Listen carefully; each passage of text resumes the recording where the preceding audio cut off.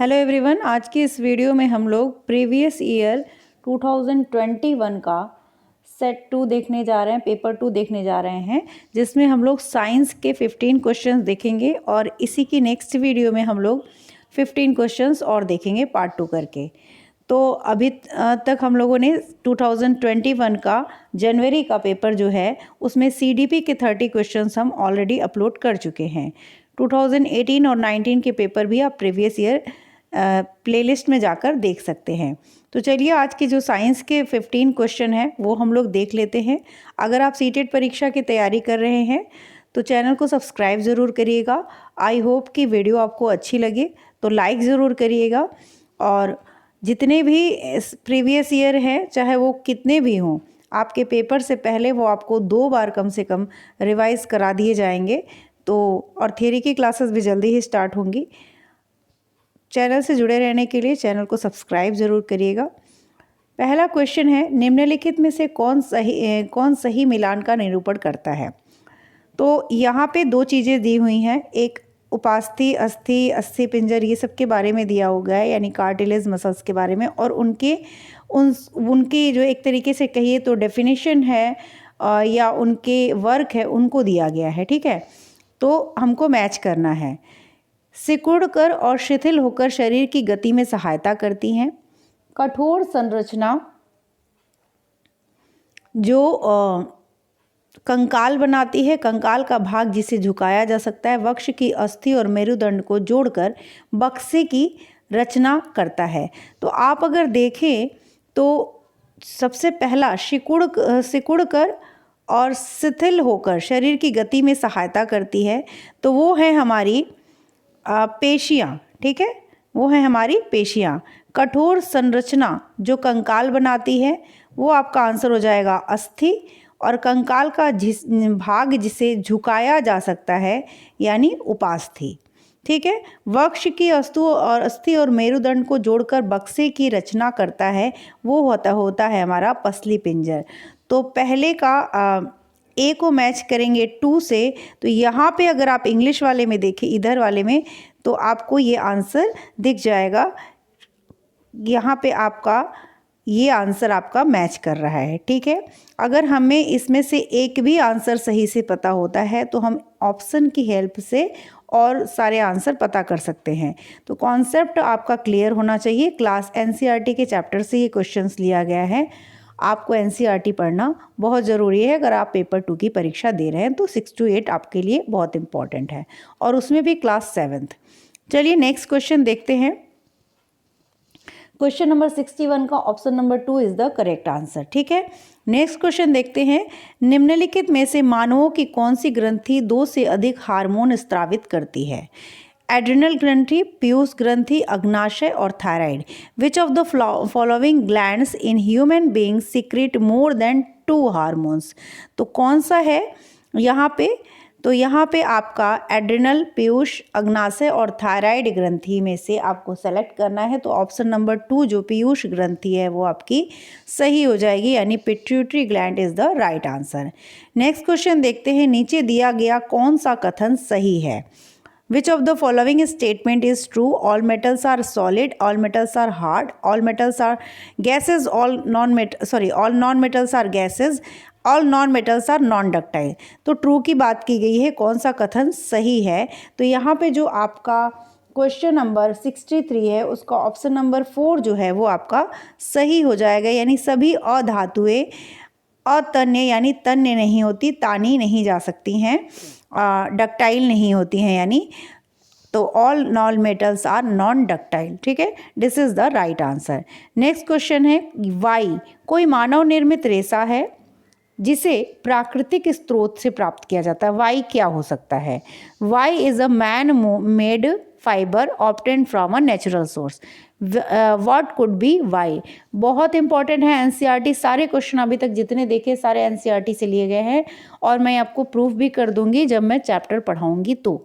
ठीक है, बुक की पीडीएफ से ही पढ़ाऊंगी, और ताकि इतना टाइम नहीं है कि मुझे टाइप करूं और वो सारी चीज़ें करूं, तो वहीं से एक्सप्लेनेशन करूंगी। लेकिन सारी एनसीईआरटी पढ़ना ज़रूरी है, कोई भी चीज़ आप उसमें से स्किप नहीं कर सकते हैं।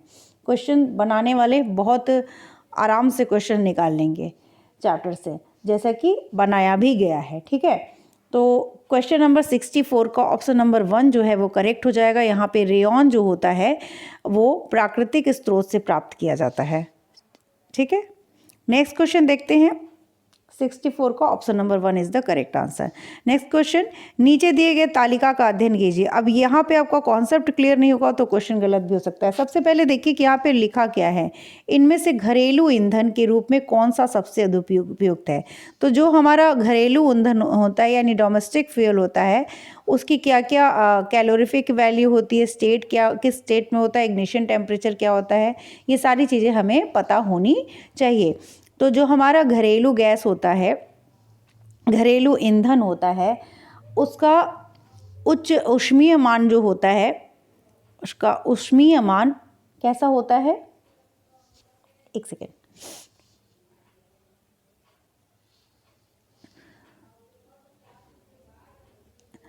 मध्यम होता है। ठीक है, अवस्था क्या होती है, गैस की होती है, ज्वलन ताप मध्यम होता है। तो यहाँ पे मॉडरेट गैस और मॉडरेट यानी ऑप्शन नंबर सी, तो ऑप्शन नंबर सी हमारा कहाँ है, ऑप्शन नंबर सी है हमारा क्वेश्चन नंबर, अरे ऑप्शन नंबर 3 में। ठीक है, तो यहाँ पे 65 का option number 3 is the correct answer.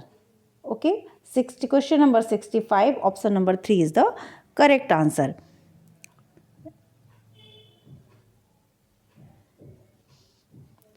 Next question देखते हैं, किसी विशिष्ट क्षेत्र में विशिष्ट रूप से पाई जाने वाली स्पीसीज को कहा जाता है।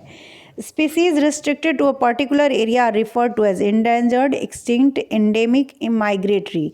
संकटापन्न स्पीसीज, विलुप्त स्पीसीज, विशेष क्षेत्रीय स्पीसीज या प्रवासी स्पीसीज। तो यहाँ पे जो आपका करेक्ट आंसर हो जाएगा वो हो जाएगा विशेष क्षेत्रीय स्पीसीज, यानी विशिष्ट क्षेत्र में विशिष्ट रूप से पाई जाने वाली स्पीसीज को कहा जाता है विशेष क्षेत्रीय स्पीसीज। ठीक है, नेक्स्ट क्वेश्चन नंबर 66 का option number 3 is the correct answer. Question number 67 देखते हैं, धातु X धातु Y को उसके लवण विलयन से विस्थापित कर देती है। ठीक है, परंतु धातु Z को उसके लवण विलयन से विस्थापित करने योग्य नहीं है। इसमें सबसे ज़्यादा अभिक्रियाशील धातु कौन सी है। तो यहाँ पे जब आप देखेंगे तो क्वेश्चन नंबर 67 का ऑप्शन नंबर 3 यानी Z जो है वो सबसे ज़्यादा अभिक्रियाशील धातु है, क्योंकि एक अधिक अभिक्रियाशील धातु उससे लवण विलयन से कम अभिक्रियाशील धातु को विस्थापित कर देती है, परंतु जेड को नहीं कर पा रही है क्योंकि जेड जो है सबसे ज़्यादा अभिक्रियाशील है। ठीक है, तो जेड सबसे ज़्यादा अभिक्रियाशील धातु कौन सी है, जेड है। नेक्स्ट क्वेश्चन देखते हैं, किसी बिंब से प्रकाश किरणें किसी पृष्ठ पर गिरती हैं तथा पूर्णतः विसरित ढंग से परावर्तित हो जाती हैं। आप इस बिंब के प्रतिबिंब की प्रकृति के बारे में क्या कह सकते हैं। Light rays from an object fall on a surface and get reflected in a completely diffused manner. What can you say about the nature of image of the object? बिंब की प्रतिबिंब की प्रकृति के बारे में पूछा गया है कि कैसा होगा, क्या कह सकते हैं। तो यहाँ पे 68 का option number 4 is the correct answer. कोई प्रतिबिंब नहीं बनेगा, no image will be formed. 68 का option number 4 is the correct answer. कोई प्रतिबिंब नहीं बनेगा। ठीक है, क्वेश्चन नंबर 68 हो गया आपका, और यहाँ पे हम पढ़ेंगे 69। अपने कमरे में फर्श पर रखे किसी विशाल बक्स को सरकाने के लिए रेशमा को निम्नलिखित में से किससे अधिक बल लगाना चाहिए। इन ऑर्डर टू, एक बक्सा है, in order to slide a huge box lying on the ground in her room, Reshma should apply a force which is greater than which of the following forces. Static force से ज़्यादा होना चाहिए या gravitational force, normal force या muscular force. तो यहाँ पे कौन सा किस से अधिक बल लगाना चाहिए, किस फोर्स से। तो यहाँ पे आपका 69 का ऑप्शन नंबर 1 यानी स्थैतिक घर्षण, स्टैटिक फोर्स फ्रिक्शन जो है ऑप्शन सही हो जाएगा, स्थैतिक घर्षण। ठीक है, 69 का option number 1 is the correct answer. Next question देखते हैं, क्वेश्चन नंबर 70। निम्नलिखित में से सही कथन की पहचान कीजिए। कंपन की आवृत्ति निम्न और तारत्व उच्च होता है।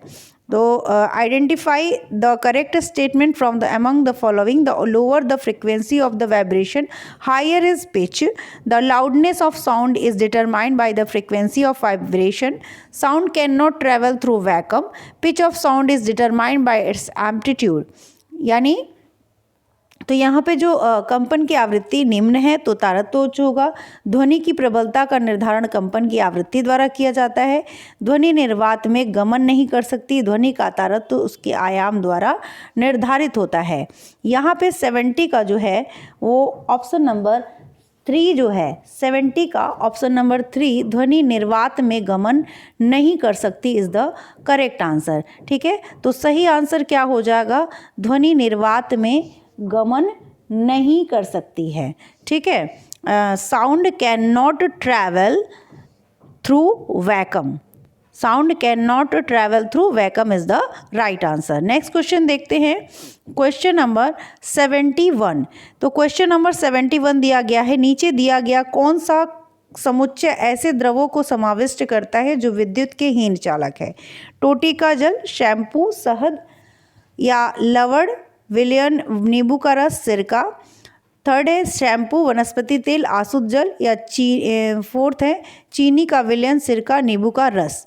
ठीक है, which of the following set comprises liquid are poor conductor of electricity. यानी tap water, shampoo, honey, salt solution, lemon juice, vinegar, shampoo, vegetable oil, distil water, sugar solution, vinegar और लेमन जूस.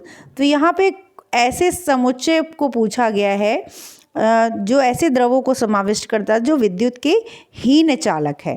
ठीक है, तो यहाँ पे जो आपका option number 3 है, 71 का option number 3 is the correct answer. ठीक है, 71 का option number 3 is the correct answer. Shampoo, vegetable oil और डिस्टिल वाटर, शैम्पू, वनस्पति तेल, आसुत जल विद्युत के हीन चालक हैं.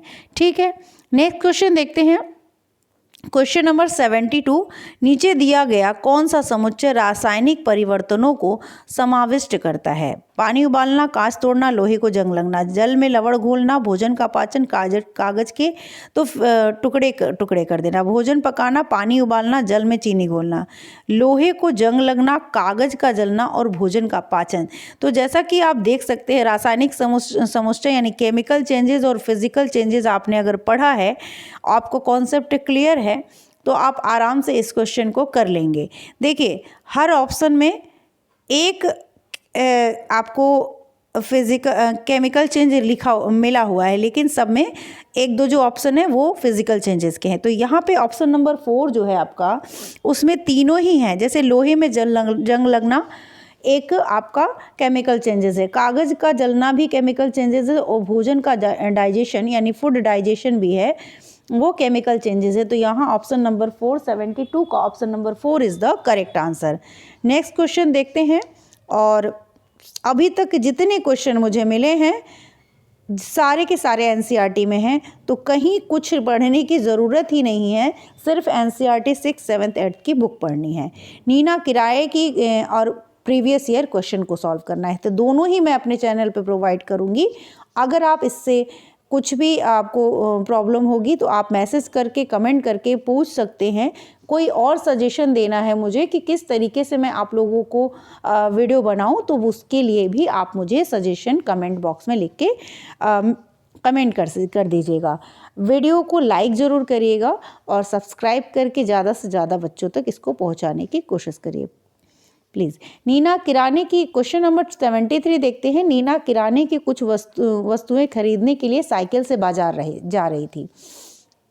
बाजार उसके घर से 4 किलोमीटर दूर है. ठीक है, यहाँ से मान लीजिए इनका क्या है, बाजार उसके घर से 4 किलोमीटर दूर है. उसने पहले 10 मिनट 12 किलोमीटर की चाल से गमन किया. उसे रास्ते में उसकी मित्र लिखत मिलती है, उसे मिलकर वो 15 मिनट बातचीत करती है. इसके पश्चात वो अपनी यात्रा 8 किलोमीटर पर आवर की चाल से फिर से आरंभ करती है. उसकी यात्रा की औसत चाल क्या है?